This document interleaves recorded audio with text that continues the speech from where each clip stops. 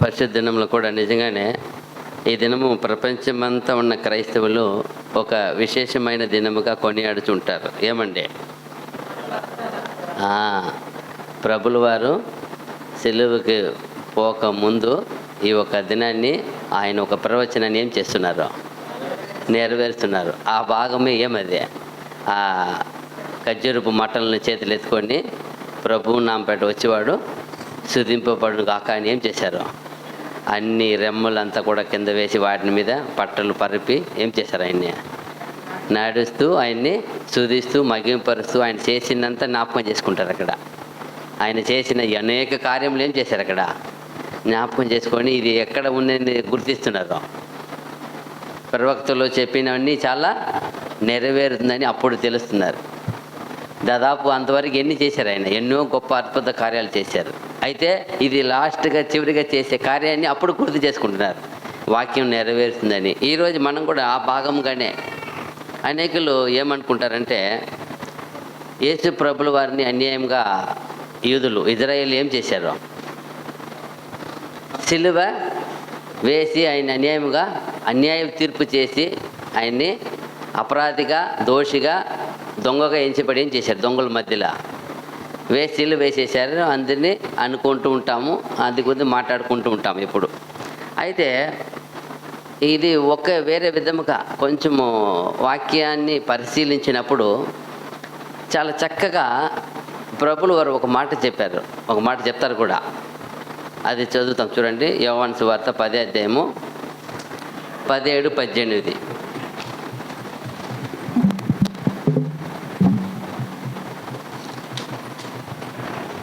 యోహాను సువార్త 10, 18. నేను 17, 18 10వ అధ్యాయము 17, 18 2 వచనాలు. నేను దాని మరలా తీసుకున్నట్లు నా ప్రాణము పెట్టుచున్నాను, ఇందువల్లనే నా తండ్రి నన్ను ప్రేమించుచున్నాడు. ఎవడును నా ప్రాణము తీసుకొనడు, నా అంతటా నేనే దాన్ని పెట్టుచున్నాను. దాని పెట్టుటకు నాకు అధికారము కలదు, దాన్ని తిరిగి తీసుకొనుటకును నాకు అధికారం కలదు. ఈ వచనం యేసు ప్రభు చెప్పినప్పుడు చూస్తే నా ప్రాణాన్ని ఎవడు ఏం చేయలేడంట, తీసుకోలేడు. నేనే దాన్ని ఏం చేస్తున్నాను? పెట్టుచున్నాను. నేనే మరల తిరిగి దాన్ని ఏం చేస్తున్నాను? తీసుకుంటున్నాను. ఈ అధికారం నేను తండ్రి చేత పొంది. ఈ ఒక వాక్యము నన్ను చాలా పరిశీలన చేయమని చెప్పింది. ఏమి ఇది ఇలా ఉందే? అక్కడ చూస్తే అన్యాయ తీర్పు ఉంది, అక్కడ చూస్తే యూదాసు ఒక పక్క చూపించినాడు, ఆయన మోసం చేసినాడు అనిపిస్తుంది. ఒక పక్క అంతా వచ్చి చేరుకొని అబద్ధ సాక్ష్యం చెప్పి ఈయన ఈ ఆలయమని 3 రోజులు పడకూడదు కడతానని చెప్పి ఎన్నో చెప్పి ఆయన సిలువ వేసేసిన చూస్తాం. అయితే ప్రభు ఇక్కడ చెప్పే మాటే సత్యం.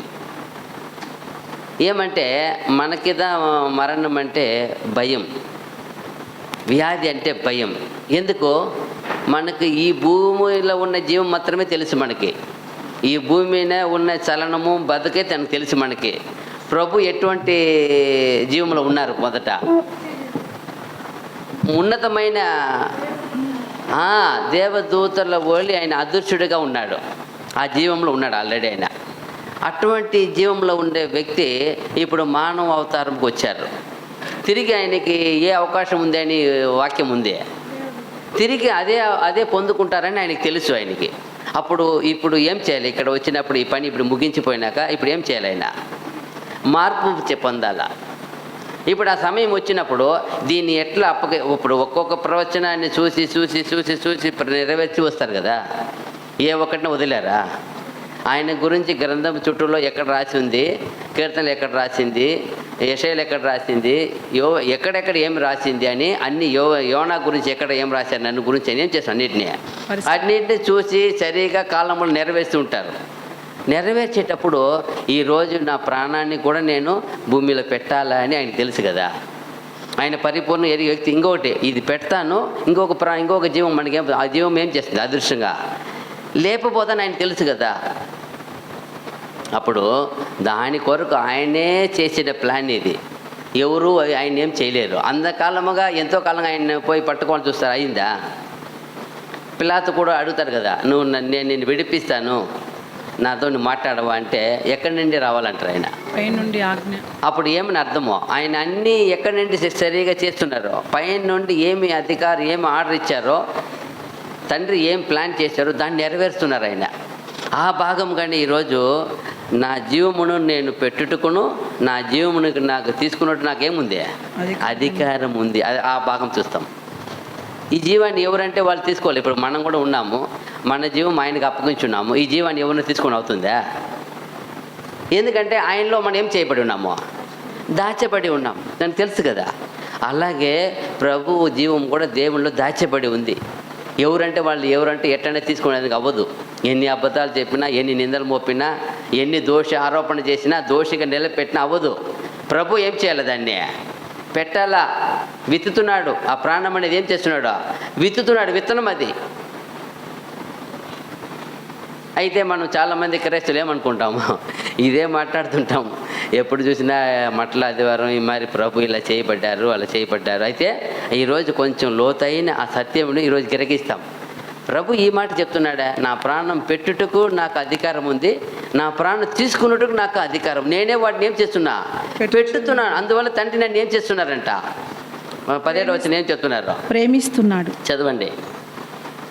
ఇందువలననే నా తండ్రి నన్ను ప్రేమించుచున్నాడు. దేనికి ప్రేమించాడు తండ్రి? ఆయన మొట్టమొదటిగా ఆయన పంపేటప్పుడు దేనికి ప్రేమించాడు తెలుసా? ఏమని ఒప్పుకొని వచ్చినాడు ఆయన, నా ప్రాణం అనేకుల్ని రక్షించు. దేవుడి చిత్తం ఏమి? అక్కడ ఆదాము పడిపోయి పాపంలో మునిగిపోయి నాశనం అయిపోయినాడు. ఆదాం సంతతి వారు ఉన్నారు, నేను వాళ్ళని విడిపించాలా, ఎవరిని పంపుతున్నా అని ఆలోచించినప్పుడు ఈయనే వచ్చినాడు. ఎవరు ఆయన అడగల. తండ్రి పిలిచి నువ్వు పోతావని అడగల. ఈయన పోయి ఏం చెప్పినాడు వాలంటరీగా, నేనంతటా ఆయనే పోయి నేను వెళ్తాను తండ్రి, నేను వెళ్తాను. తెలుసు ఆయనకి వెళ్ళితే ఏం పని చేయాలని తెలుసు ఆయనకి. అందుకే నేను వెళ్తాను ఒప్పుకొని వచ్చారు. అదే మాట అపోస్తలు అడుగుతారు తండ్రి ప్రభుని, ప్రభువా మేము మీ గిన్నెలో తాగుతారా? అవుతుందా? మీ వల్ల అవుతుందా? ఇది సాధారణమైన గిన్నె కాదు. నాలాగా మీరు ఏం చేయబడతారో, హింస పొంది చంపబడతారు. రెడీ అన్నారు. అప్పుడు తాగండి అన్నారు. మీరు తాగండి.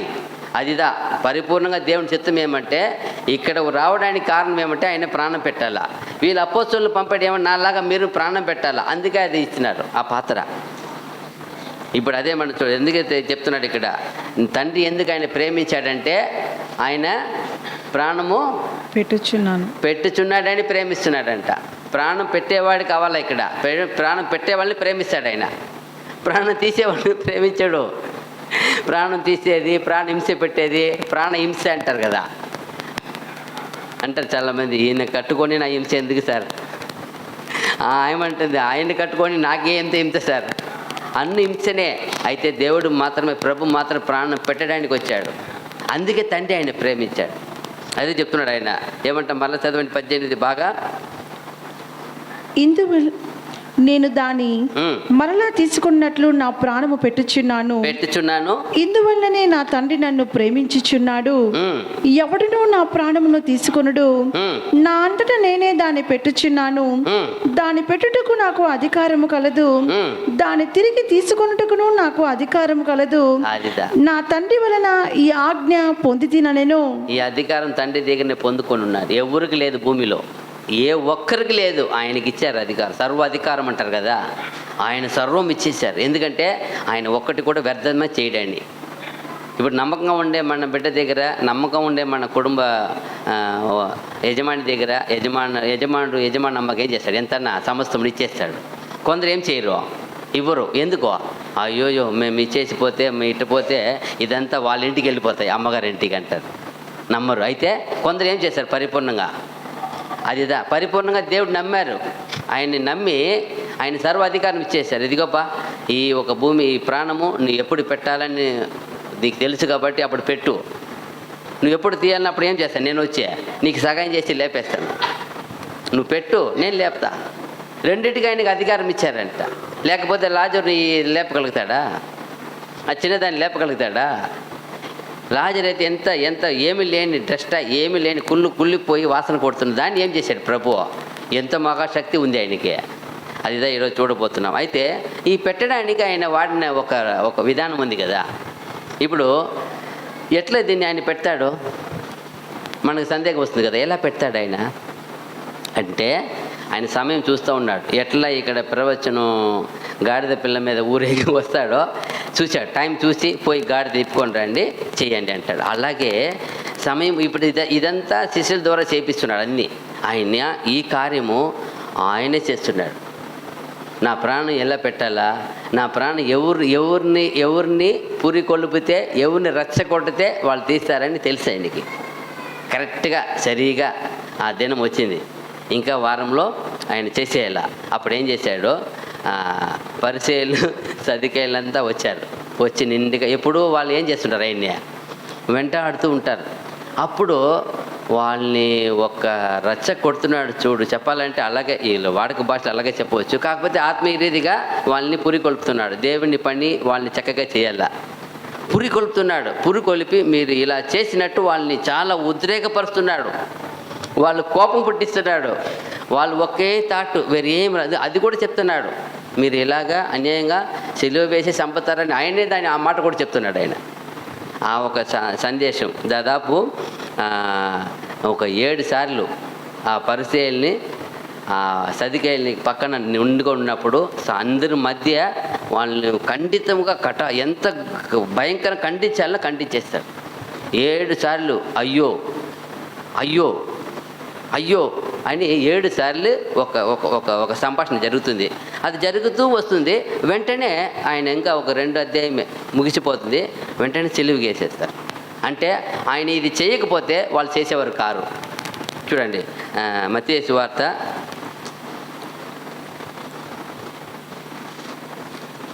21 అధ్యాయంలో మనం కొన్ని చూస్తాం. యేసు ప్రభు ఏం చెప్పారండి, 21:43 నుండి 46 వరకు.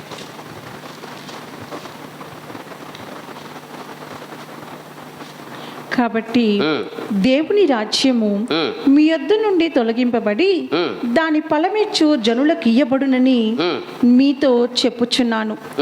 మరియు ఈ రాతి మీద పడువాడు తునకలైపోవును గాని అది ఎవరి మీద పడునో వానిని నలిచేయుననెను. ప్రధాన యాజకులను పరిసయ్యులను ఆయన చెప్పిన ఉపమానములను విని తమ్మును గూర్చి చెప్పినని గ్రహించి ఆయనను పట్టుకున్న సమయము చూచుచుండిరి. కానీ జనులందరూ ఆయనను ప్రవక్త అని ఎంచిరి గనుక వారికి భయపడిరి. 21 అధ్యాయంలోనే చూస్తున్నారు. ఏమన్నా ఆయన ఉపమానం మాట్లాడితే ఎవరిని లోపల పెడతాడు, దాన్ని ఎవరిని పెట్టి మాట్లాడతాడు అక్కడ. ఇప్పుడు ఒక చోట్ల చెప్తారు కదా, మీరు శిష్యులు చూసి అంటాడు, మీరు ఏమే పులిసిన పిండి గురించి జాగ్రత్త పడిన అంటాడు. ఏం పిండి అది? పులిపిండి గురించి జాగ్రత్త పడిన అంటాడు. ఎవరిని గురించి మాట్లాడారు అక్కడ? పరిచయాల గురించి మాట్లాడేది. వాళ్ళని పక్కన పెట్టుకొని వాళ్ళని తెలియకుండా వాళ్ళని తిట్టేది. ఈ ఒక డేరైన పని ఎవరి వల్ల కాదు, ఆ ప్రభువు మాత్రమే తగును. వాళ్ళని పక్కన పెట్టుకుంటారు, పక్కనే ఉంటారు. వాళ్ళని అల్లగంటారు, మీరు పులిసిన పిండి గురించి జాగ్రత్త పడుడి అంటారు. మళ్ళీ వచ్చి శిష్యులు అడిగినప్పుడు ఇంకా మీరు గ్రహించకుండా ఉన్నారా, మీరు పరిచయాల గురించి కదా చెప్పాను అంటే. ఇక్కడ కూడా అంతే, ఉపమానంగా మాట్లాడే ఎవరికి అర్థమైపోయింది, పరిచయాలకు అర్థమైపోయింది. మమ్మల్ని గురించే మాట్లాడుతున్నాడు. అప్పుడు ఏం చేయాలనుకున్నారు, ఆయన్ని పట్టి వేయాలనుకున్నారు. అయితే కుదరలే. అయితే మరలా చూడండి 22 అధ్యాయంలో 16 నుండి చదవండి 22 వరకు. 22 అది మత్తయి సువార్త 22. అప్పుడు పరిసయ్యులు వెళ్ళి మాటలలో ఆయన్ని చిక్కుపరచవలనని ఆలోచన చేయించు, బోధకుడా నీవు సత్యవంతుడివై ఉండి దేవుని మార్గము సత్యముగా బోధించుచున్నావనియు, నీవు ఎవరిని లక్ష్య పెట్టవనియు, మోమాటము లేని వాడవనియు ఎరుగుదుము. వాళ్ళు ఏం ప్లాన్తో పంపిస్తున్నారు ఆయన ఎదుగే? ఆయన ప్రధాన యాజకులు పరిచయులంతా వాళ్ళు చాలా మంది ఉన్నారు వాళ్ళ దగ్గర, శిష్యులు. వాళ్ళు పంపుతారు, నువ్వు పోయి వెళ్ళినా అతని మాటలు ఏం చేయండి, చిక్కుపరచవాలి. ఆయన ఎట్టన్నా ఒక దోషిగా ఏదైనా ఒక మాటలు జారుతాడు కదా, దాని ద్వారా ఆయన ఏం చేయవచ్చు, మనము శిక్షించవచ్చు, సిలువ వేయవచ్చు, ఏదో ఒకటి ప్లాన్ చేసుకొని అలా పంపించేది. అప్పుడు ఆయన శోధించేటప్పుడు ఒక ఏం చూపిస్తారు అక్కడ, మనము సుంకము నీకేమి తోచుచున్నది? ఆ, కైసరుకు పన్నిచ్చుట న్యాయమా ఉమ్, కాదా? ఉమ్. మాతో చెప్పుమని అడుగుటకు హేరోదీయులతో కూడా తమ శిష్యులను ఆయన యొద్దకు పంపిరి. చాలు ఇక్కడ చూసినప్పుడు వాళ్ళు అందరూ పంపారు ఈ ఎటన శోధన పరచాలని. మనం సుంకం కట్టేది న్యాయమా సత్యమా అడుగుతారు. అప్పుడు కింద 22 ఏం చెప్తాడు? వారి మాట విని ఆ, ఆశ్చర్యపడి ఆ. ఆయనను విడిచి వెళ్ళిపోయి. ఒక వచనం పైన చదవండి. అది మనము డబ్బు అందుకైనా ఆ, అలాగైతే ఆ. కైసరువి కైసరుకును ఆ. దేవునివి దేవునికును చెల్లించుడని ఉమ్. వారితో చెప్పెను. అంతే ఆయన చెప్తాడు. చాలా జ్ఞానంగా ఆయన మాట్లాడి ఎందుకు నన్ను శోధిస్తారు అది కూడా చెప్తాడు. ఆయన తెలుసు ఆయన కూడా, మీరు ఎందుకు నన్ను శోధిస్తారు, ఆ డబ్బు చూపించండి అన్నప్పుడు చెప్పి వెళ్ళిపోతారు. ఇక్కడ ఒక విషయము. తర్వాత 33 వచ్చిన 34 చదివితే కూడా 22 మధ్య 22, 33, 34 ఆయన ఉమ్, సజీవులకి దేవుడు కాని ఉమ్, మృతులకు దేవుడు కాడని ఉమ్, వారితో చెప్పెను. ఉమ్, జనులది విని ఉమ్, ఆయన బోధకు ఆశ్చర్యపడిరి. ఉమ్, ఆయన సద్దూకయుల నోరు మూయించినని ఉమ్. పరిసయ్యులు విని ఉమ్. కూడి వచ్చిరి. చూడండి ఇప్పుడు ఎప్పుడు చూసినా వాళ్ళని ఏం చేసే పని ఆయనకి, వాళ్ళని చేసే తప్పులు ఖండం చేసేదే పని. వాళ్ళ నోరును మూయించారండి. ఇప్పుడు వీళ్ళేం చేశారు? 46 వచ్చినము అక్కడే 22, 46. మరియు ఉమ్, ఆ దినము నుండి ఉమ్, ఎవడును ఆయనను ఉమ్. ఒక ప్రశ్నయు అడుగ తెగింపలేదు. ఆ, అప్పటి నుండి ఆయన ఏం మాత్రం అడగడానికి ఏం రాలా, ముందుగా రాలా. ఎందుకంటే ఆయన అప్పటి వరకు వాళ్ళని ఏం చేసేసారు? అన్ని చోట్ల ఆయన్ని వాళ్ళని చాలా అవమానపరిచినట్టే. ఇంకా ఈ జన్మ ఉంటే ఈయన దగ్గర అడగకూడదుపా అనే పరిస్థితికి వెళ్ళిపోయినారు వాళ్ళు. అంతగా ఏం చేశారు? ప్రభు వాళ్ళని నోరు మూపించేసినారు. ఏముంది పైన నోరు మూపించినారంట, ఖండించినాడు. ఎందుకంటే ఎప్పుడు వచ్చినా ఆయన్ని శోధించేదానికే ప్లాన్ చేసేది, అడ్డదిడ్డంగా ప్రశ్నలు వేసేది, అడ్డదిడ్డంగా మాట్లాడేది. అయినా ప్రభు వాళ్ళని ఏం చేశారా? యోవాను సువార్త 13:3 చూసినా కూడా ఇక్కడ కూడా ఒక మాట చెప్తాడు. ఏమని చెప్తాడు చూడండి.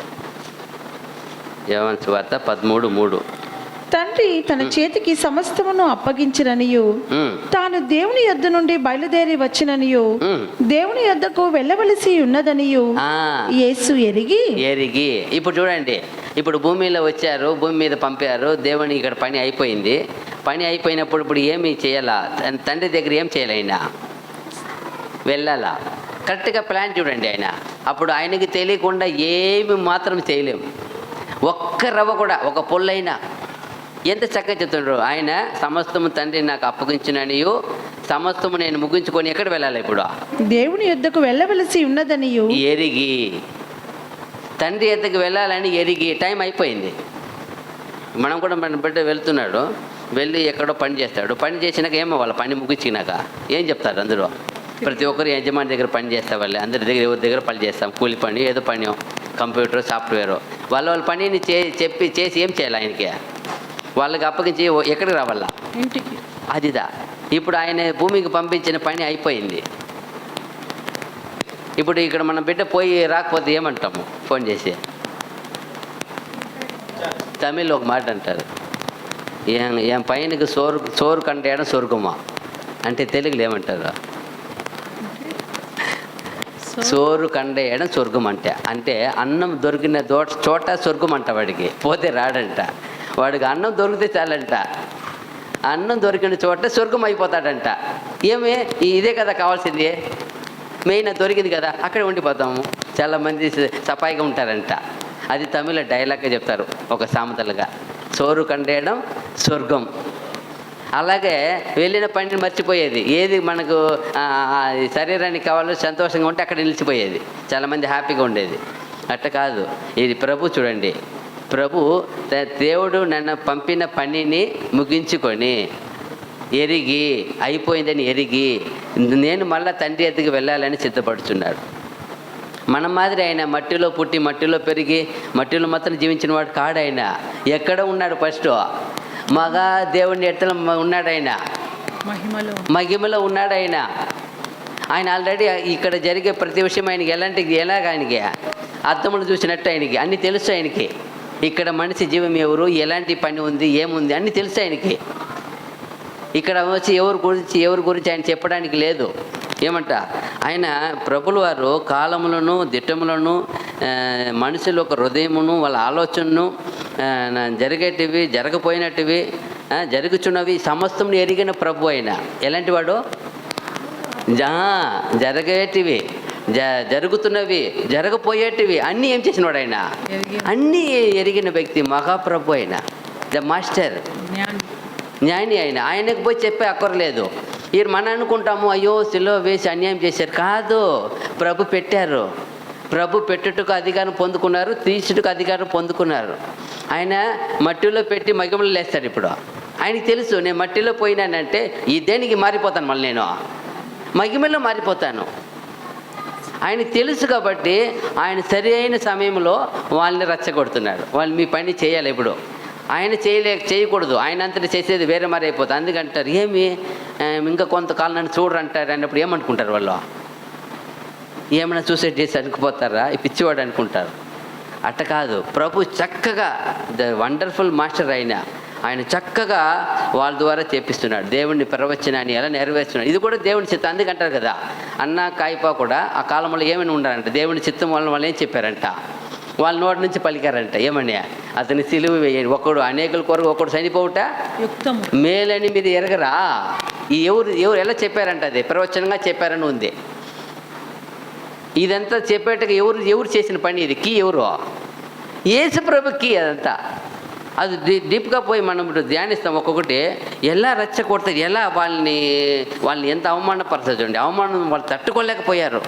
7 సార్లు నిలబెట్టి సమాజం అంతా ఉంది. అపోస్తులు భయపడతారు. మళ్ళా ఏమైపోతుందో ఏమి, ప్రభు ఇలా మాట్లాడుతున్నాడు. లాస్ట్ చివరి వారం మాట్లాడే మాట చూసి అపోస్తులకు భయం వచ్చేస్తూ ఉంది. ఏం జరిగిపోతుందో ఈరోజు, ఏమవుతుందో, అయ్యో ఇలా మాట్లాడతారా అన్నప్పుడు, ఇప్పుడు మనం కూడా ఎవరో ఒక ఆయన కోప్పడి మాట్లాడుతున్నాను అనుకోండి, నన్ను వచ్చి సమాధానం పరచాలి. మీరు ఏం చేయాలి?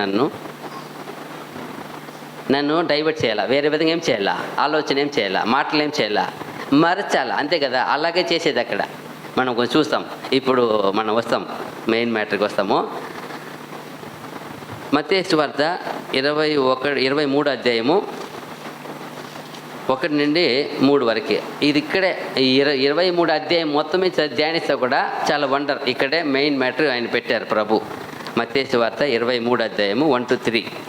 అప్పుడు యేసు జన సమూహములతోనూ తన శిష్యులతోనూ ఇట్లా నేను శాస్త్రులను పరిచయులను మోషే పీఠమందు కూర్చుండువారు కనుక వారు మీతో చెప్పు వాటిని అన్నిటినీ అనుసరించి గైకొనుడి. ఆయనను వారి క్రియల చొప్పున చేయకుడి. వారు చెప్పుదురే కానీ చేయరు. అక్కడ ఒక స్టార్టింగ్ లోనే చెప్పేస్తారు. ఈ మోషే పీఠ ముందు కూర్చుండువారు ఎవరు? శాస్త్రులను పరిచయులను చెప్పేసి అట్లా కింద మాట్లాడుకుంటూ వస్తారు. మాట్లాడుకుంటూ వచ్చి వాళ్ళ గురించి వాళ్ళు చెప్తారు తప్ప ఏం చేయరు. మీరు కూడా వాళ్ళు చెప్పిన మాట అంటే బైబిల్ మాట వాళ్ళ చేతులు ఏముంది? మోషే పీఠం అంటే మోషే ఇచ్చిన ధర్మశాస్త్రంలో ఉన్నారు, దాన్ని బోధిస్తారు. ఆ ప్రకారం మీరు చెయ్యండి, కానీ వాళ్ళు చేసినట్టు ఏం చేయవద్దండి. అదే చెప్పేస్తున్నారు. వాళ్ళ క్రియలు చెప్పిన చేయపాకండి. ప్రభు చెప్పేసి అప్పుడు ఎంత కోపం వచ్చింది. ఇప్పుడు మిమ్మల్ని కూర్చోబెట్టుకొని ఆయన బాగా చెప్తాడు, ఆయన చెప్పిన మాట విని చేయండి, ఆయన అన్నట్టు మీరు చేయకండి అంటే ఎట్లుంటుంది? ఆయన కోపం వస్తుంది కదా. ఇక్కడే ఫస్టే కోపం చేస్తారు. అట్లా కింద వచ్చి చూస్తే 13వ వచనంలో ఒక మాట అంటారు. 12 కూడా చదవండి వీలైతే. ఒకటి పైన తన్ను తాను హెచ్చించుకొనివాడు తగ్గింపబడును, తన్ను తాను తగ్గించుకొనివాడు హెచ్చింపబడును. అయ్యో వేషధారులైన శాస్త్రులారా పరిచయులారా, మీరు మనుష్యులు ఎదుట పరలోక రాజ్యమును మూయుదురు. మీరు అందులో ప్రవేశింపరు, ప్రవేశించు వారిని ప్రవేశింపనీయరు. ఇక్కడ మొదటి అయ్యో, ఇది 7 వస్తుంది. 7 అయ్యో చెప్తాడు ఇక్కడ. మొదటి అయ్యో ఖండితంగా చెప్తున్నాడు. అయ్యో ఎవరు చూసి చెప్తున్నాడు? మళ్ళీ ఇప్పుడు శాస్త్రులను పరిచయులను. ఇంతకాలముగా ఎలా మాట్లాడేవాడు అంటే ప్రభు ఉపమాన రీతిగా మాట్లాడతాడు. పులిచిన పిండి గురించి జాగ్రత్త పడండి, లేకపోతే ఇందాక ముందు చదివినాం ఏదో ఒకటి అలా చెప్పేది ఉపమాన రీతిగా. ఇప్పుడు డైరెక్ట్గా మాట్లాడుతున్నారు. ఓ పరిచయులారా, ఇంకా ఓ శాస్త్రులారా మీకు అయ్యో. ఇప్పుడు ఎలా ఉంటుంది? ఇంతకాలం ఎవరెటో షార్ట్గా తిట్టేవాడు, ఇప్పుడు డైరెక్ట్గా తిడుతున్నాడు. ఎంత కోపం వచ్చింది వాళ్ళకి, ఎంత కోపం వస్తుంది చూడండి. మీరు ఏం చేయరంట, పరలోక రాజ్యం మీరు పోరు, పోయే వాళ్ళు ఏం చేయరు, మీరు పోనీరు, మీకు అయ్యో. తర్వాత 14 వచనము. అయ్యో వేషధారులైన శాస్త్రులారా పరిసయ్యులారా, ఒకని మీ మతములు కలుపుకొనుటకు మీరు సముద్రమును భూమిని చుట్టి వచ్చెదరు. అతడు కలుసుకున్నప్పుడు అతని మీకంటే 2 అంతలు నరకపాత్రునిగా చేయుదురు. చూడండి మళ్ళా, ఓ పరిసయ్యులారా వేషధారులు ఏమంటున్నారు, అయ్యో వేషధారులైన శాస్త్రులారా పరిసయ్యులారా. ఇప్పుడు డైరెక్ట్ గా ఒక మనిషిని మాట్లాడితే ఎలా ఉంటుంది, ఒక గ్రూప్ ఉన్నారు, అతను ముందుగానే ఇతను ఏం దొరుకునా అని కాచుకొని ఉన్నారు. ఇప్పుడు వాళ్ళనే పేరు పెట్టి చెప్తున్నారు, ఓ పరిసయ్యులారా వేషధారులారా మీకు అయ్యో. అయ్యో అంటే ఏం మీనింగ్, నాశనం అయిపోతారని. ఏమి అయ్యో అంటే మీనింగా, మీకు అన్యాయం జరుగుతుందని, మీకు మోసం పోతారని, ఏమేమో ఎన్ని చెప్పవచ్చు. అయ్యో డైరెక్ట్గా కూర్చోపెట్టుకొని ప్రభు లాస్ట్లో ఇంకా 26 అధ్యాయంలో ఆయన సిలువ వేసేస్తారు.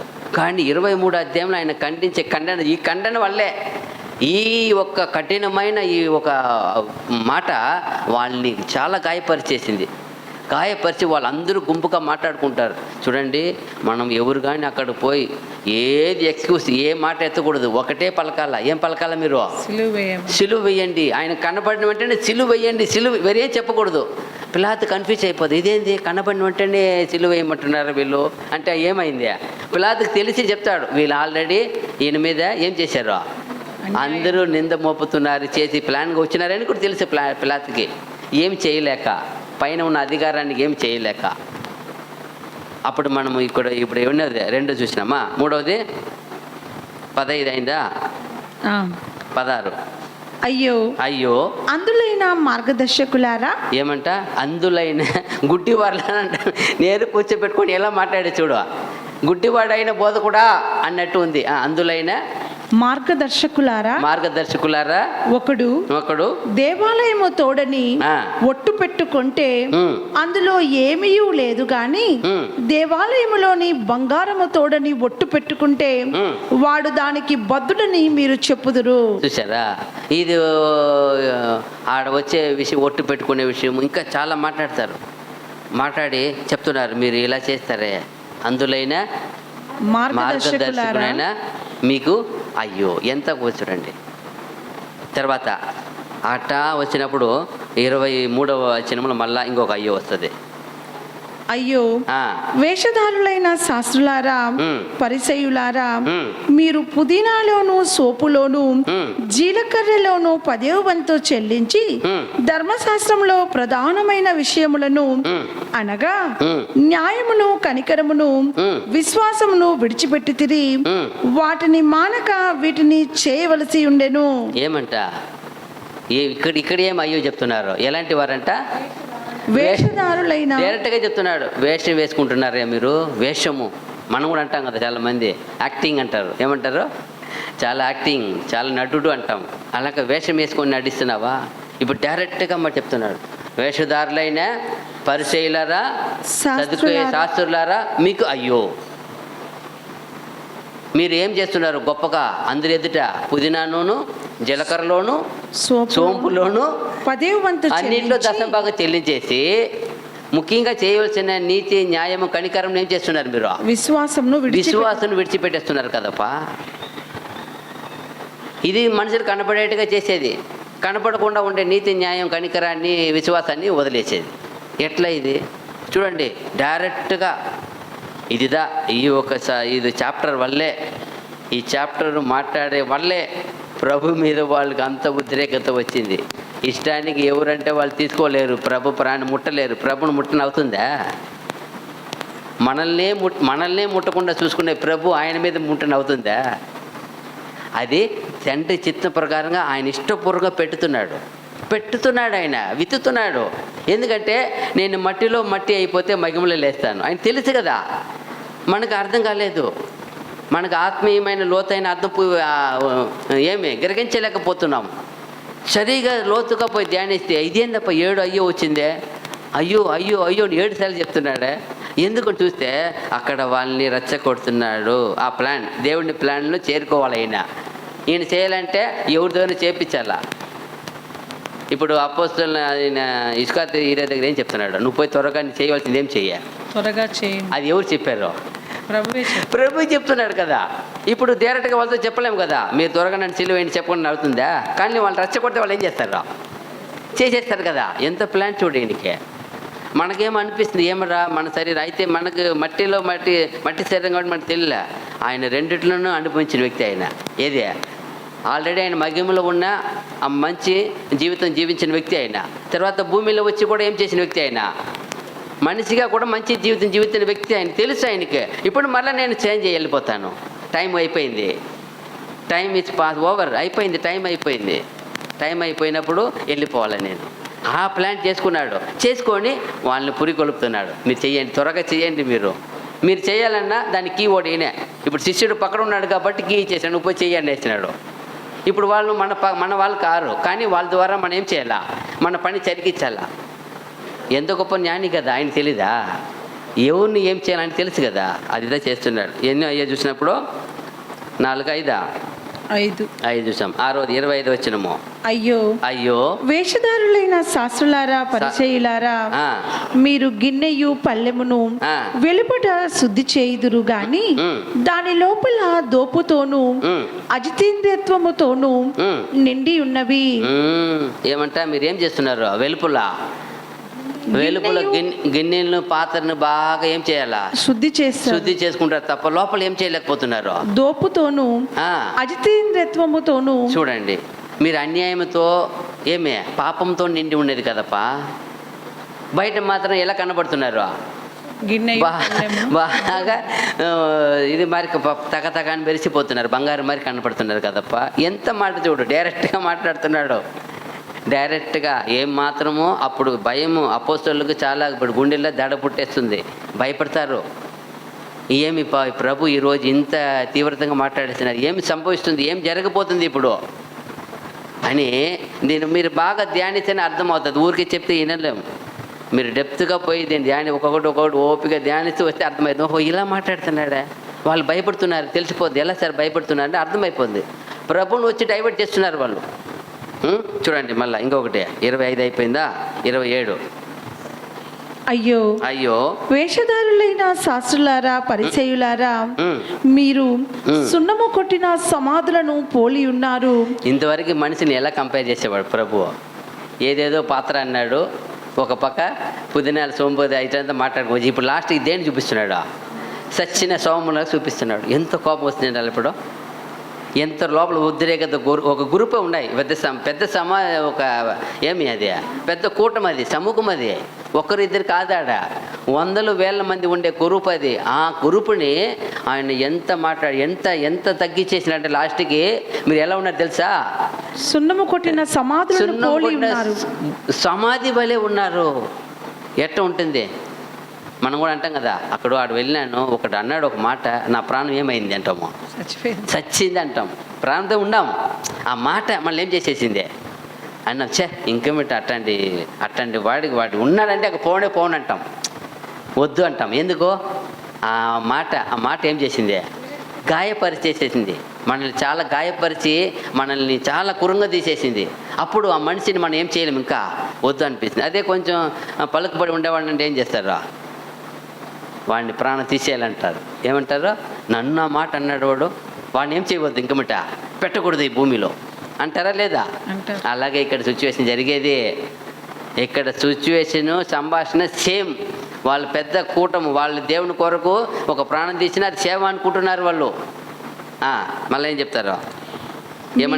ఏమన్నారంట? మీరు సున్నము కొట్టిన సమాధులను పోలి ఉన్నారు. అవి వెలుపల శృంగారముగా అగుపడును గాని లోపల చచ్చిన వారి ఎముకలతోనూ సమస్త కల్మషముతోనూ నిండి ఉన్నవి. చూసారా? మీరు అలాగే కల్మషంతో నిండి ఉన్నారప్ప. ఎముకలు, కుళ్ళు వాసన. ఏమంటారు అక్కడ? కుళ్ళు వాసన. సమాధి తోట లోపల ఏముంటాయి? చచ్చిపోయిన కలబెడితే ఏమొస్తాయి లోపల? ఎముకలు, కుళ్ళు వాసన, చెడిపోయిన కుళ్ళు వాసన. చెప్తున్నారు, అయ్యో మీరు అలాంటి కుళ్ళు వాసనతో ఉన్నారప్ప. చూసేదానికి పైన ఎలా ఉంటుంది? గ్రానైట్ వేసి పాలరా వేసి తెల్లగా పెట్టి ఉంటారు సమాధి. బయట పోయి పైన పండుకోవాలనిపిస్తుంది. మన ఇంట్లో కూడా బండ ఉండదు, ఆ సమాధి తోటలో అంత మంచిగా ఉంటుంది. పలాని ఆ రోజు వచ్చి ముందు పోయి సమాధి తోట దినమంది ఏం చేస్తారు, కడిగి బాగా నీట్గా పెట్టేస్తారు. దానివల్ల ప్రయోజనం ఉందా? లేదు. అది చెప్తున్నాడు అక్కడ చూడండి ఎంత బాగా. మళ్ళా 29వ వచనము. అయ్యో అయ్యో వేషధారులైన శాస్త్రులారా పరిచయులారా, మీరు ప్రవక్తల సమాధులను కట్టించుచు నీతిమంతుల గోరీలను శృంగారించుచు మనము మన పితరుల దినములలో ఉండిన ఎడల ప్రవక్తల మరణ విషయంలో వారితో పాలివారమై ఉండకపోదుమని చెప్పుకొందురు. చూసారా? ఇంకా ఏం చెప్తున్నారు మీరు ఎలాంటి వారు? మీరు అయ్యో ఏమంట?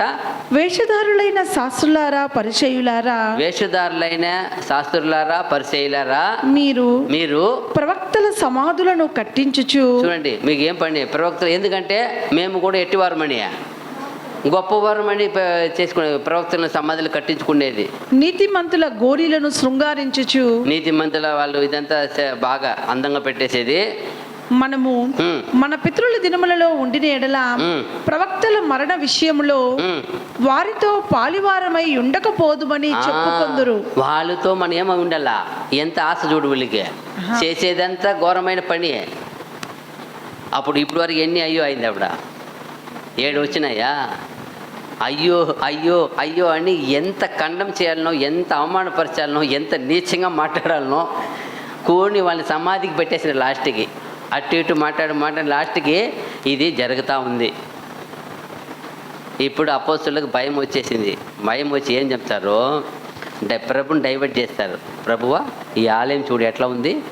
ఆయన పుట్టి పెరిగింది అక్కడ ఆలయంలోనే. ఎక్కడ ఉన్నాడు ప్రభు? 3వ రోజు ఎక్కడ, 8వ రోజు ఎక్కడ తెచ్చేసారు ఆయన్ని? ఆలయంలో వచ్చి పేరు పెట్టుకొని పోయిన ఆలయం. ఆయన తెలియదు ఆలయము. ఎందుకు చెప్తారు ఈ మాట వెంటనే? ఇంతకాలం ఆలయానికి వస్తున్నారు కదా, ఎందుకు అప్పుడు ఆలయం చూపించాలా? అంటే ఇప్పుడు డైవర్ట్ చేయాలా, ప్రభుని ఏం చేయాలా? కాన్సెప్ట్ ఆయన ఒక ఆలోచనని ఆయన ఖండించేది మార్చాలా అని విననుకుంటారు. సరే, ఇంకా దాన్ని కంటిన్యూ కొన్ని చేస్తాం. 34 వచనము యేసుప్రభు చెప్తున్నాడు అక్కడే 23:34 ఒక మాట అంటారు. అందుచేత ఇదిగో నేను మీ యొద్దకు ప్రవక్తలను జ్ఞానులను శాస్త్రులను పంపుచున్నాను, మీరు వారిలో కొందరిని చంపి సిలువ వేయుదురు. చూసారా? ఇప్పుడు ఎవరు ఎక్కడ వేయిపోతారు? ఎవరు చెప్తున్నారు? అంతవరకు ప్రవక్తలు ఎప్పుడు ఏం చేయలేదు, చంపారు, దేనిలో వేయలేదు, కానీ ఇప్పుడు ఎవరిని సిలువ వేయిపోతున్నారు? ఇప్పుడు ప్రభువే ప్లాన్ ఇస్తున్నారు. చూడండి, ఎవరు ఇచ్చినారు ప్లాన్? ఇప్పుడు మీరు కొందరిని చంపి సిలువ వేయుదురు, కొందరిని మీ సమాజ మందిరములలో కొరడాలతో కొట్టి పట్టణము నుండి పట్టణమునకు తరుముదురు. ఇప్పుడు కొర్రలతో కొట్టేది ఎవరిని? ప్రభు. అన్ని ప్లాన్ ఎవరు ఇస్తున్నారు? చూడండి, సిలువ వేసే ఈయనే మాట్లాడుతున్నాడు అక్కడ. మీరు కొందరిని ఏం చేశారు? మీరు సిలువ చంపిద్దరి, ఇప్పుడు సిలువ వేయుదురు. ఇప్పుడు నన్ను ఈయన రెడీ అయిపోతున్నాడు. ఈయన చెప్తున్నాడు వాళ్ళకి సలగా కూడా, మరి సిలువ వేయండి. అట్లే ఉంది ఈ మాట చూసినప్పుడు, అట్లే ఉంది. అట్లే చెప్పుకుంటూ వచ్చుచు అట్లే 24:1 చూడండి, ఈ అట్లే ఉంది సంభాషణ. అప్పుడు ఏం చెప్తారు కింద 24:1 అపోస్తలులు? యేసు దేవాలయము నుండి బయలుదేరి వెళ్ళుచుండగా ఆయన శిష్యులు ఆ దేవాలయపు కట్టడములు ఆయనకు చూపింపవచ్చిరి. అందుకు ఆయన, మీరు ఇవన్నీ చూచుచున్నారు కదా, రాతి మీద రాయి ఒకటి అయినను ఇక్కడ నిలిచి ఉండకుండా పడద్రోయబడునని మీతో నిశ్చయముగా చెప్పుచున్నానని వారితో అనెను. ఇప్పుడు యేసు ప్రభు చాలా కోపంగా ఉన్నారు. చాలా కోపంగా వచ్చి వాళ్ళని పరిచయాలను సర్దుకాయల్ని బాగా ఖండం చేస్తున్నారు, చాలా అవమానపరుస్తున్నారు. వాళ్ళని చేసే ప్రతి పాపాన్ని ఎత్తి పెడుతున్నారు, వాళ్ళని దులుపుతున్నారు. చెప్పాలంటే దులుపుతున్నాడు. కోపంలో ఉన్నాడు. కోపంలో ఉండేటప్పుడు ఇప్పుడు వచ్చి ప్రభుని వీళ్ళని డైవర్ట్ చేయాలని అనుకొని ప్రభుని ఆలయం చూపిస్తున్నారు. ప్రభువా, ఈ ఆలయం చూడంటారు. ఆయన అంటారు, మళ్ళీ కోపం ఆయనకు ఉంది. కోపము, మీరు పోయి ఈ ఆలయం చూస్తారే, దీని రాతి మీద రాతి ఉండకుండా పోయే కాలము వస్తుంది అన్నప్పుడు వీళ్ళు కన్ఫ్యూజ్ అయిపోతున్నారు. ఇదేంది ఇది? మనం పోయి ఆయన సమాధానం చూస్తే మనల్ని ఇప్పుడు ఒక వేరే విధమైన ఏమంటారు గలిబిలిగా చేసేస్తున్నారు, కన్ఫ్యూజ్ అయిపోతున్నారు. ఏమంటే ఈ ఆలయంలో 3 ఏం చెప్తున్నారు ఆయన? ఈ ఆలయం మీరు చూస్తున్నారే, అందుకైన ఆ, మీరు ఇవన్నీ చూచుచున్నారు కదా, రాతి మీద రాయి ఒకటి అయినను ఇక్కడ నిలిచి ఉండకుండా పడద్రోయబడునని మీతో నిశ్చయముగా చెప్పుచున్నానని వారితో అనెను. మళ్ళా ఆయన ఆ. ఒలీవల కొండ మీద కూర్చుండి ఉన్నప్పుడు ఆ.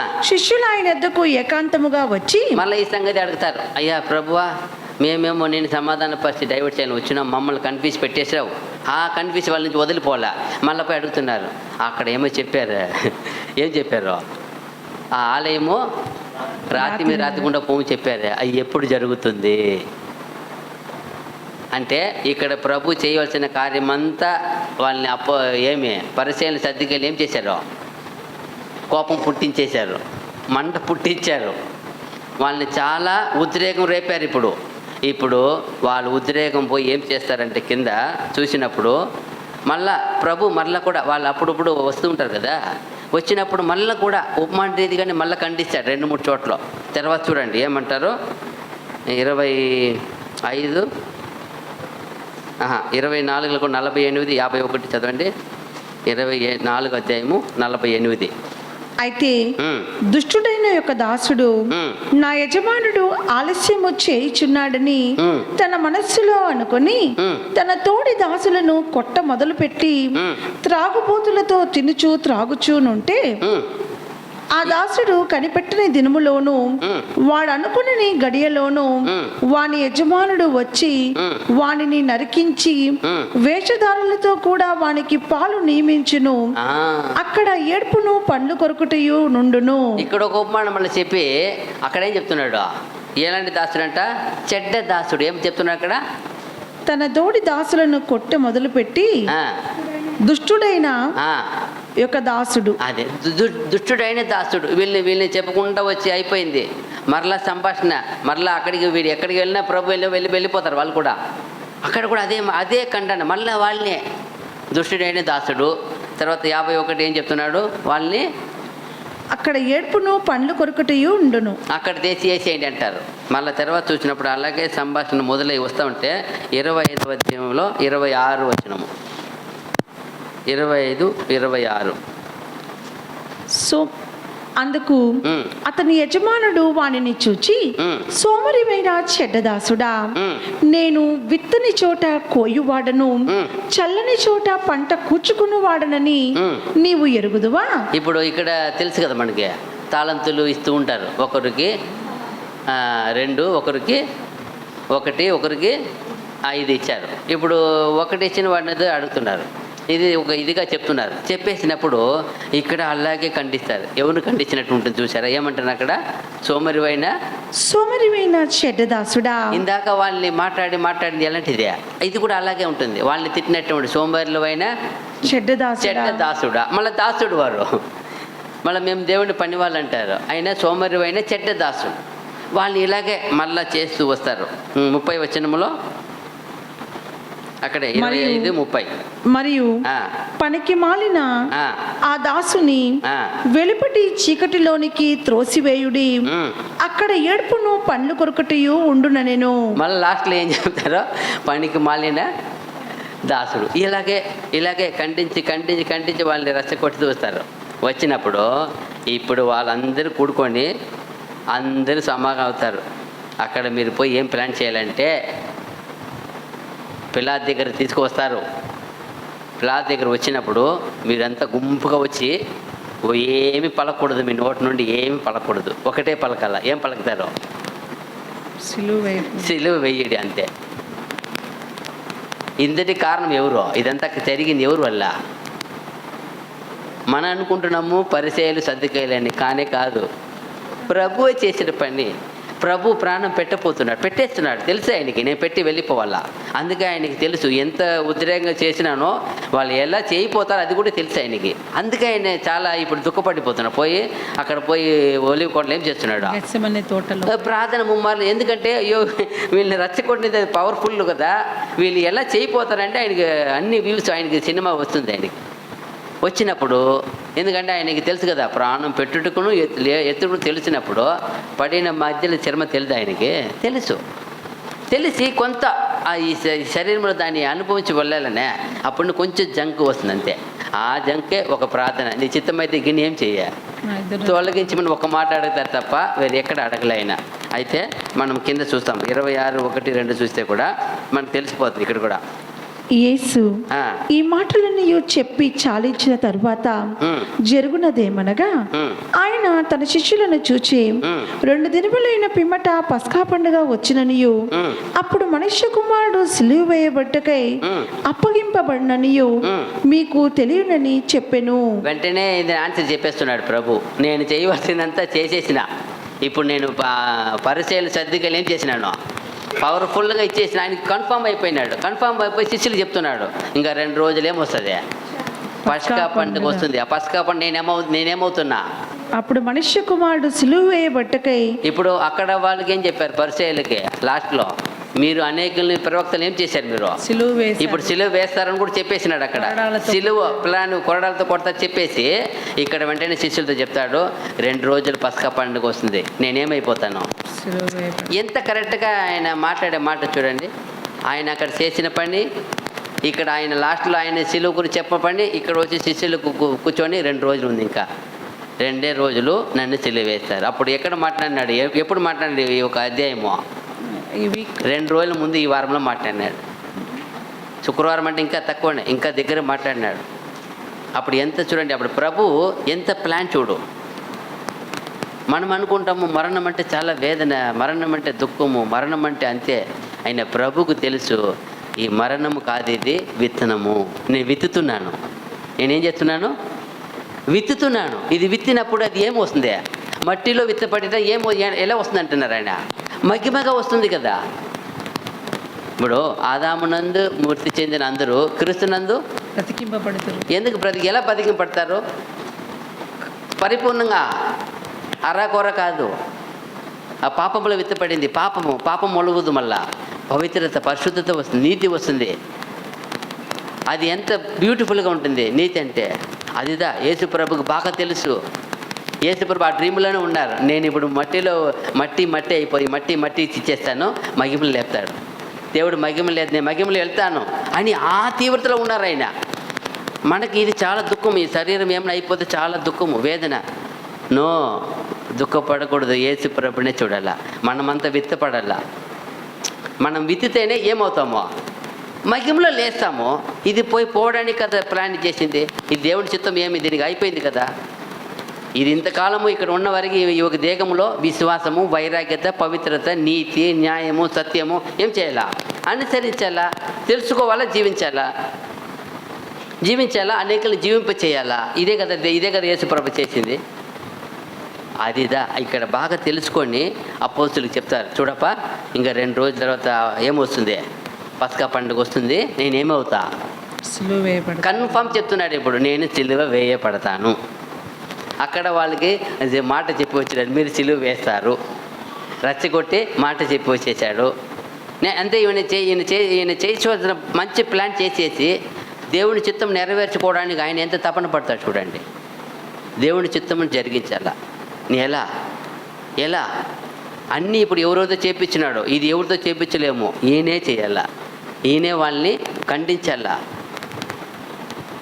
అదిదా ఇక్కడ చూడండి. వెంటనే ఏమంటారు, 30 వచనం ఏమంటారు అక్కడ, సరే 10 వచనం, 10, 26, 10, 12, 10, 11, 12. యేసు ఆ సంగతి తెలుసుకొని ఈ స్త్రీ నా విషయమై ఒక మంచి కార్యము చేసెను, ఈమెను మీరేలా తొందర పెట్టుచున్నారు, బీదలు ఎల్లప్పుడూ మీతో కూడా ఉన్నారు, గాని నేను ఎల్లప్పుడూ మీతో కూడా ఉండను. ఈమె ఈ అత్తరు నా శరీరం మీద పోసి నా భూస్థాపన నిమిత్తము దీనిని చేసెను.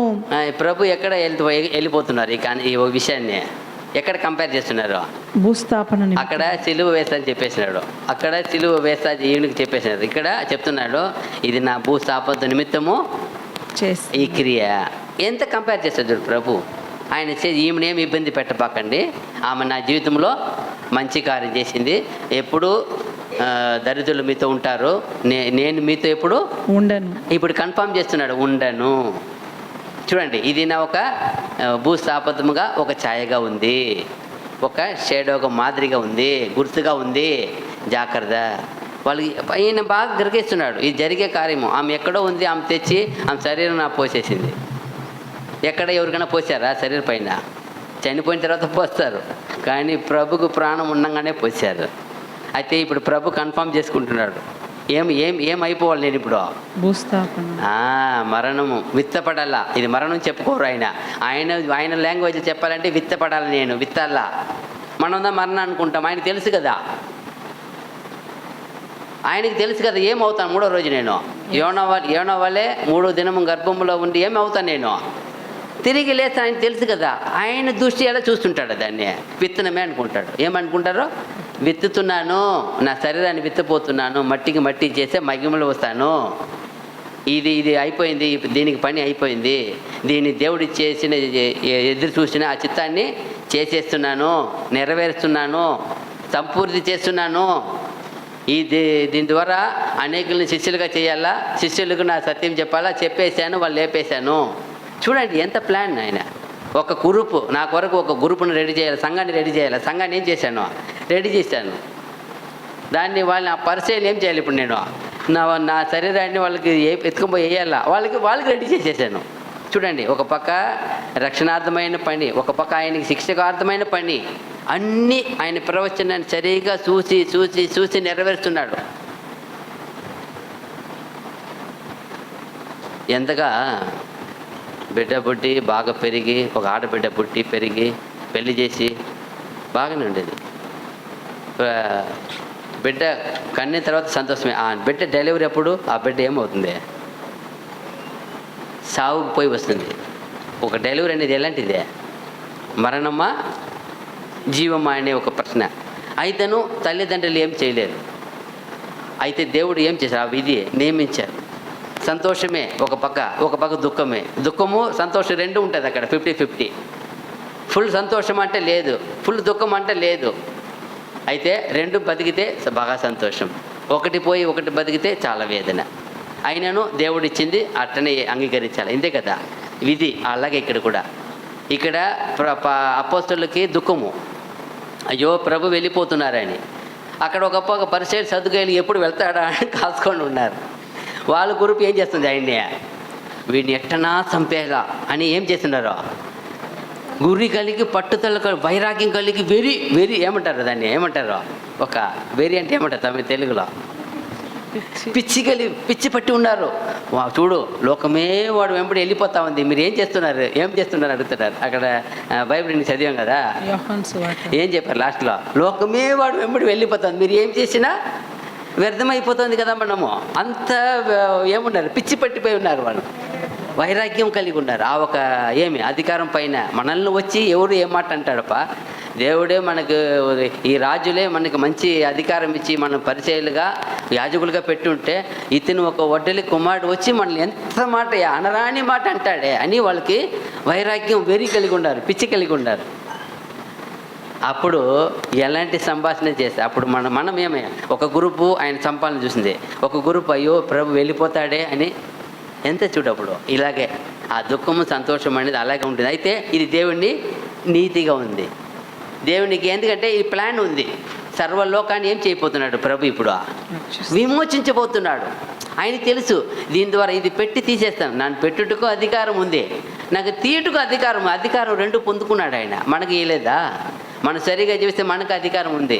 మనం చనిపోతే తిరిగి ఏం చేస్తాడు మన ప్రభు, మనల్ని లేపుతాడు. చెప్తారు కదా, నా ఒక విశ్వాసంని, నా ఒక అడుగుజాడిని వెంబడించిన వాడిని చివరి దినం నేను అలాగేం చేస్తాను, లేపుతానన్నాడు కదా. అప్పుడు నా ప్రశ్న, మనం ఎలా ఉన్నాం? ప్రభులాగా నువ్వు పెట్టడానికి విత్తడానికి సిద్ధంగా ఉన్నావా? ప్రభు విత్తాడు చూడండి, మట్టిలో విత్తి మహిమలు లేపబడ్డాడు ఆయన.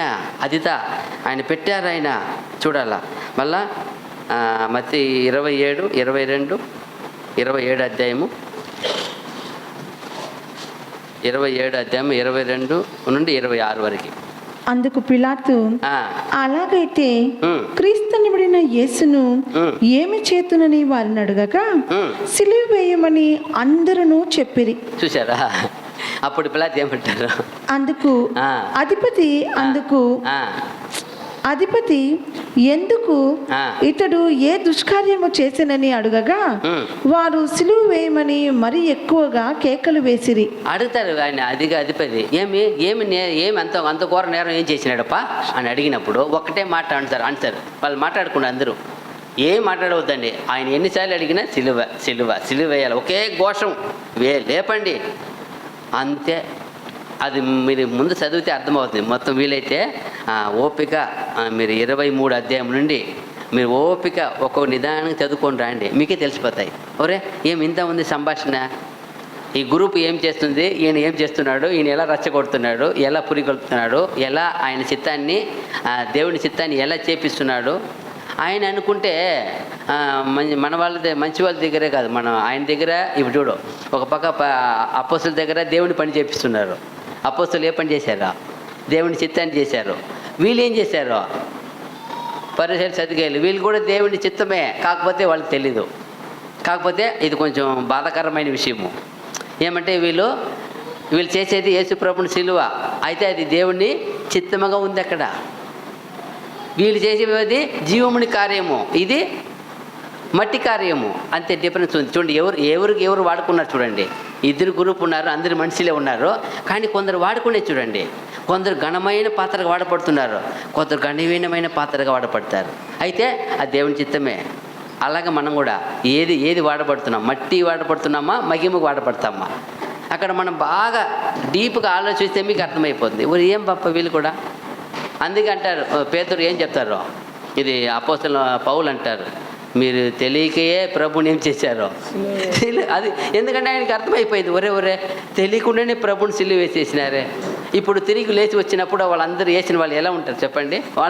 వాళ్ళు లేపి వస్తారు కదా, ఎలా ఉంటారు? ఇప్పుడు ఏసు ప్రభు వస్తారు కదా, ఎట్లా వచ్చినప్పుడు ఆయనకి ఎలా అధికారం ఉంది కదా, వచ్చినప్పుడు ఎలా చూస్తారు వాళ్ళు, ఎలా ఏమంటారు? అందరూ సాష్టాంగ పడిపోయి ఉంటారు. అయ్యో ప్రభువా, మీరు ఇంత గొప్ప ప్రభువుని తెలియక మేము చేసినామే. వాళ్ళకి క్షమాపణ ఉంది. ఎవరికి? అందరికీ క్షమాపణ ఉంది. సోదర సోదరి, నీకు నాకుతా ఇప్పుడు క్షమాపణ ఉందా లేదా? వాళ్ళు మట్టి పని చేసినా, వీళ్ళు మగ్గిమ పని చేసిన వాళ్ళు ఇద్దరికీ ఓకే అయిపోయినారు.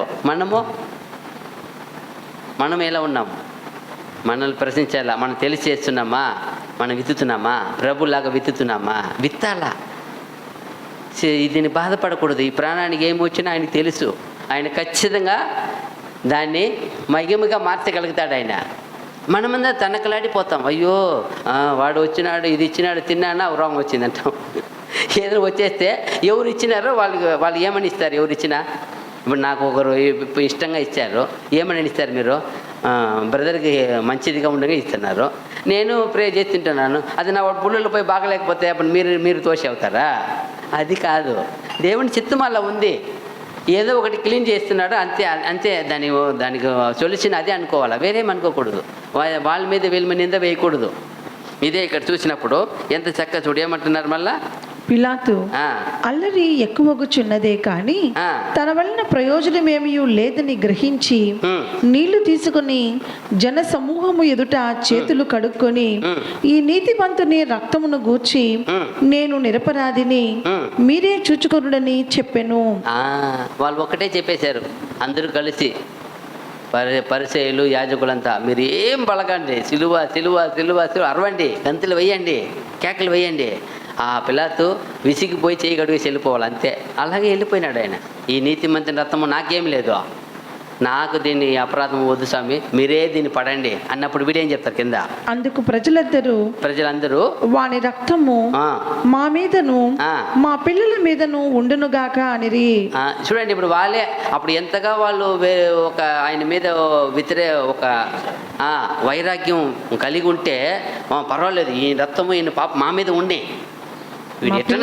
ఎట్టనే వీళ్ళు సావని అని వద్ద ఒక ఆతృత చూడు వాళ్ళకి.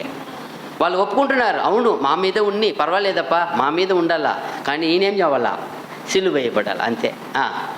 తర్వాత అప్పుడతడు వారు కోరినట్టు బరబ్బను వారికి విడుదల చేసి యేసును కొరడాలతో కొట్టించి సిలువ వేయని అప్పగించెను. ఎలా ఉంది ఇప్పుడు పరిస్థితి? ఒక ఘోరమైన ఎవరిని కోరుకున్నారు వాళ్ళు? ఆయన ఎవరు? బందిపోటు దొంగ. ఒక దొంగను కోరుకున్నారు. అప్పుడు దేవుని చిత్తం ఎలా ఉంది అక్కడ? మనుషులు ఎలా ఉన్నారు? అపోస్తలులు ఎవరిని కోరుకుంటున్నారు? వాళ్ళు ఉన్నారు. ఎట్టనా ప్రభు ఏమవ్వాల మన దగ్గర? ఇప్పుడు ఆయన అప్పగించిన వ్యక్తి కూడా ఏమనుకున్నాడు? ఎందుకు ఎత్తుకొని పోయి, ఆయన డబ్బు మనిషి అయితే డబ్బు ఎత్తుకొని పోయి ఇంట్లో పెట్టుకోవాలి కదా, లేదా భార్య పిల్లకి ఇచ్చి ఉండాలి కదా. ఆయన ఎత్తుకొని పోయి ఏం చేసినాడు? ఆలయంలో పడే. ఆయన ఏమనుకున్నాడంటే, ఓహో మనం అప్పగిస్తే కొన్ని రోజుల తర్వాత అక్కడ ఏమంటే ఎవరన్నా పోతే కొట్టి కొన్ని రోజులు పెట్టుకొని మళ్ళీ విడుదల చేస్తారు. ఇది అలవాటు. ఇలాగే ప్రభుని అనుకున్నాడు, తిరిగి అప్పగిస్తారులే అనుకున్నారు. కానీ ఆయన ఎప్పుడు సిలువ మరణం అనేది విన్నాడో ఇతను ఏమైపోయినాడు? అయ్యో అంతో పవిత్రమైన రక్తాన్ని నేను పాపం చేసినానని ఏమైపోయినాడు ఈయన? చాలా దుఃఖపడి వేదన పడి ప్రాణాన్ని వద్దు, ఈ ప్రాణం ఇంకా జీవించడానికి అర్హత లేదని పోగొట్టుకున్నాడు. ఇప్పుడు డబ్బు మనిషి అయితే, దొంగ అయితే డబ్బు ఏం చేసి ఉండాలా? దాచుకొని ఉండాలా, భార్య పిల్లలు కానీ ఇచ్చి ఉండాలా. నేను పోయినప్పుడు నా భార్య పిల్లలు బాగుండండి. ఇప్పుడు ఆయన డబ్బు ఎత్తుకుని విసిరి పడేసినాడే. దాని ద్వారా ఇంకొక ప్రవచనం నెరవేరుతా ఉంది. ఇర్మియా ద్వారా చెప్పబడింది. ఇర్మియా చెప్పినారు, అక్కడ కుమ్మరి వాళ్ళకు పూడ్చేదానికి ఏం లేదంట, ఆ ఊర్లో స్థలం లేదు. ఎందుకంటే దానికని కొని పెట్టేవారు లేరు. ఇప్పుడు ఈ డబ్బు ఎత్తి ఏం చేయమంటున్నారు? పరదేశులకు. అప్పుడు ఎక్కడ చెప్పిన ప్రవచనం ఎక్కడ నెరవేరుతా ఉంది? ఇప్పుడు ఈయన పెట్టుకొని ఉంటేనే ఆ ప్రవచనం నెరవేరదు, భార్య పిల్లలకి ఇచ్చి నెరవేరదు. ఆయన ఇస్రాయేల్ ఆలయంలో పడేసినాడు కాబట్టి మీ డబ్బు మీరు పెట్టుకోండి, మా ప్రభుని ఏంటి అన్నాడో ఏమో మనకు తెలీదు. అది ఇంత కుదరదు అన్నప్పుడు ఇస్త్రీ పడేసినాడు. అదే అడుగుంటాడు, మీరు ఇంత ఘోరమైన శిక్ష ఇస్తారని నాకు తెలియదు కదా, మీరేం మరణ శిక్ష ఇస్తున్నారా, మీరు ప్రభువుని ఇచ్చేయండి అని డబ్బులు ఇచ్చి ఉంటాడు. ప్రభువుని అప్పగించిన అవ్వదంటే ఇస్త్రీ కొట్టేసినాడు, మాకు ఈ డబ్బే వద్దుకోండి అని. ఇదే జరిగి ఉంటుంది. కానీ అక్కడ పోయి మనిషి చనిపోయినాడు. అప్పుడు ప్రవచనం నెరవేరింది. వచ్చిన కూడా ప్రవచనం నెరవేరుతా ఉంది. అప్పుడు ఇదంతా ఏమి? ఎవరు ప్లాన్ ఇదంతా? ఆయన ఆ యూదాసును పని చేయమనిది ఎవరిదా? త్వరగా చేయమనేది ఈ ప్రభువే. వాళ్ళతో రెచ్చగొట్టి పని చేయించేది ప్రభువే. అన్ని ప్రభు చిత్త ప్రకారంగా, దేవుని చిత్త ప్రకారంగా జరిగింది తప్ప ఎవరి వల్ల ఆయన ముట్టుకొని అవ్వదు. పోనీ ఆయన శరీరమును ఎక్కడైనా ఎముకలు విరిచారా? ఇప్పుడు వాళ్ళ ప్రకారం అయితే అంత క్రూరంగా ఏం చేసి ఉండాలి? ఆయన్ని ఇంచాలి కదా, ఇరగలేదే, వాక్యం నెరవేరింది కదా. ఆయన ఏం చేయకూడదు, పరిశుద్ధిని ఏం కుళ్ళు పట్టనివ్వదు అది. పోనీ పొడిచినాడు ఈటితో, అప్పుడు ఏమైంది? నీళ్ళు రక్తము. ఆయన ఏం చెప్తున్నాడు? సాక్ష్యం ఇస్తున్నాడు. ఆయన నిజముగా ఆయన ఎవరైనా దేవుని కుమారుడు. ఎలా ఇదంతా ప్రభు చిత్తం. ఎందుకంటే మనము మరణం బట్టి ఇక్కడ ఉన్నాము కాబట్టి మరణం అంటే వేదన. ఆయన అక్కడ జీవించి వచ్చిన వ్యక్తి మరలా అక్కడికి వెళ్తానని ఆయనకి తెలుసు. ఇది మరణం కాదు, ఒక పాతి పెట్టబడము, రెస్ట్. 3 రోజులు రెస్ట్ ఉంటాను అంతే, 3 days. 3 రాత్రి ఏం ఉండాలా? యోనా కడుపులో, అదే చేప కడుపులో ఉన్నట్టు ఇక్కడ ఏముండాలి నేను అంతే. ఆ ప్రవచనం సరిగా నెరవేర్చాలని ప్రభువే చేస్తున్నాడు. ఇప్పుడు అక్కడ సిలువ తోటలు ఎదుర్కొని ఎవరు అడుగుతారు? ఎదుర్కొని పోయి ఎవరు అడిగేది? ఎవరు? ప్రభువే అడుగుతున్నాడు. మీరు ఎవరు వెతుకుతున్నారు? మేము నజరేయుడైన యేసు నేనే అంటాడు. వాళ్ళకి ఏమంటే ఆయన వచ్చి ముద్దు పెట్టే వరకు ఎవరిని తెలియదు ఆయనకి. ఆ సిగ్నల్ కోసం వెయిట్ చేస్తున్నారు. అంతకుముందు చెప్పాను కదా. అప్పుడు ఇంకొకటి అడుగుతారు, ఇన్ని రోజులు మీ మధ్యలో వస్తున్నాను కదా, ఎందుకు మీరు చేయలేదు? అప్పుడన్నా దేవుని చిత్తము రానియాలి, మీరు ఏమి చేయరు, ఏం చేయలేరు కదా. అప్పుడు దేవుని చిత్త ప్రకారం ప్రభువే 23 అధ్యాయంలో మాట్లాడిన మాట ఉందే, అది చాలా గాయపరిచి వాళ్ళని ఆ రీతిగా చేపించింది.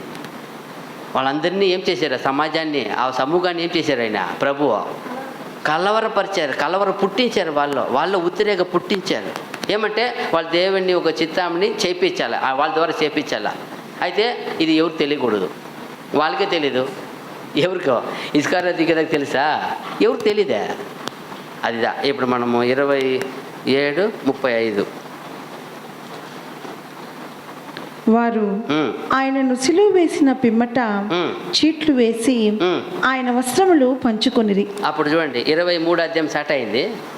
ఆయన మాట్లాడారు 23 అధ్యాయం, 24, 25, 26, 27 4వ అధ్యాయంలోనూ చాప్టర్ క్లోజ్ అయిపోయింది. ఇది ఇక్కడ కూడా ఆయన అన్నీ తెలుసు కదా మనకిదా. ఏం చేశారో దేవుని వాక్య ప్రకారం, దేవుని ఒక ప్రవచనం ఎంత ఏమవుతుంది ఇప్పుడు అన్నీ నెరవేరుతూ ఉంది. అదే మనం చూడాలి. కాబట్టి ఇప్పుడు మనము అందుకే ఆ యోవాను సువార్తలు చదివాం కదా, 10, 18 చదివాం కదా, ఒకసారి చదివి ముగిస్తాం, అయిపోయింది.